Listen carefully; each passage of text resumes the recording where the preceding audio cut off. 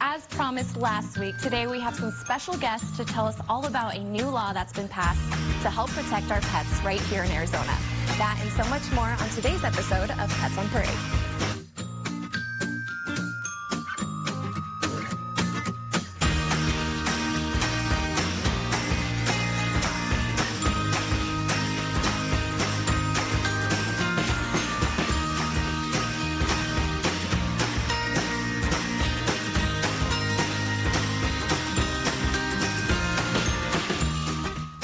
Good afternoon and welcome to Pets on Parade, brought to you by 3TV. My name is Kelsey Dickerson with the Arizona Humane Society. Thank you so much for tuning in with us today.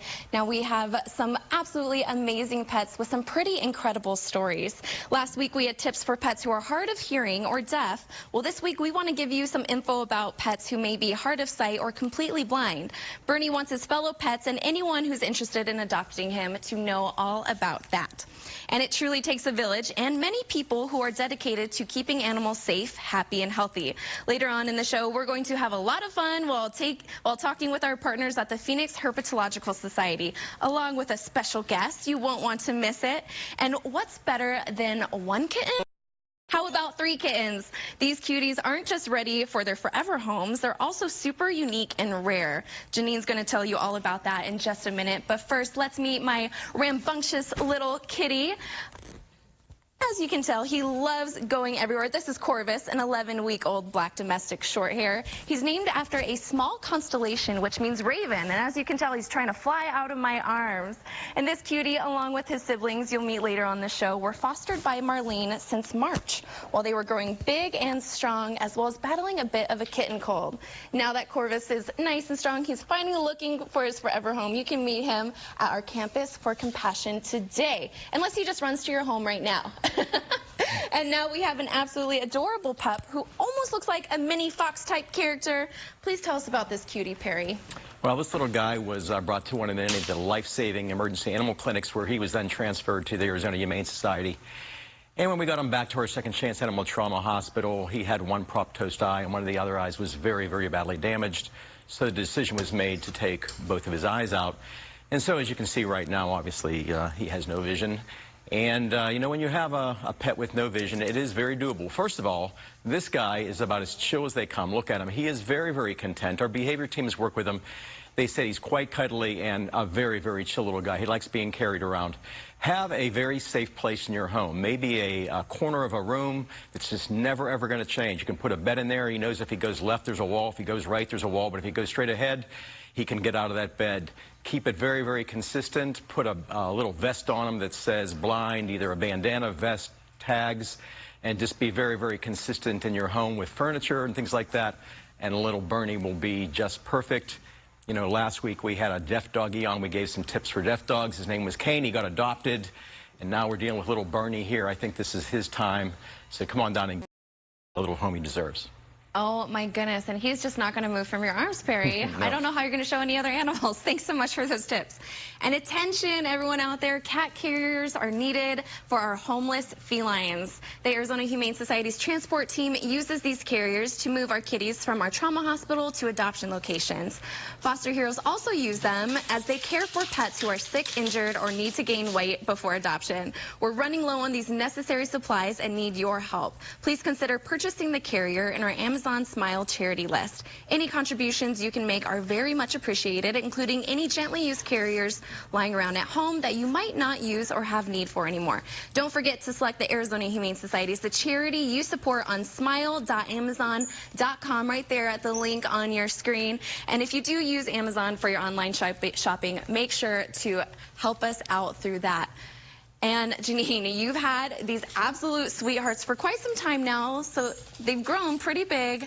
Please tell us about these special kitties. I've been fostering these kittens for 6 weeks. They needed a little weight gain, but they've been super healthy.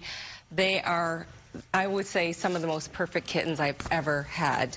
And what you're going to be so shocked about is 80% of orange tabbies are male, and I had 3 females in 1 litter. Never happens. This is amazing. They are just the best personalities. They've got, this is Ariel. She's got the really cool markings. You can Maybe, there you go. Look at that. Oh my gosh, she's a little fluffed because she's looking at the dog next door. But then we have Buffy, who is fluffy. Go figure. And then there's little Ginger. And Ginger, she loves to romp in your hair, and Buffy loves to watch you clean the litter box and help with all the chores, you know, sit in the dustpan, chase the broom. And then little Miss Ariel, she loves watching videos on your phone and taking selfies. And this one likes to naked. So, Buffy.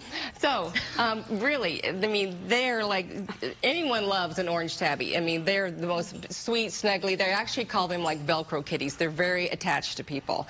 So, but on a more personal note, we actually lost our long-time beloved cat during my fostering time, and these kittens healed our soul. I mean, they were so sweet. We just loved them, and they just fit in perfectly with, you know, all the craziness that was going on with our home. But they would come up and snuggle and love you and just look lovingly into your eyes, and they're going to make anybody the most perfect pet. I can vouch for them 100%. Oh my goodness, so adorable, and so sorry for your loss, Janine. Thank you for everything that you do for HS. And now, if anyone is needing a little burst of energy, or maybe a big burst of energy, I think Coco is the one for you. Her tail never stops, Lisa. She is a bundle of energy. She actually was surrendered to us by somebody who could no longer keep her. They did not have a home and started realizing, as you can see, that it's hot.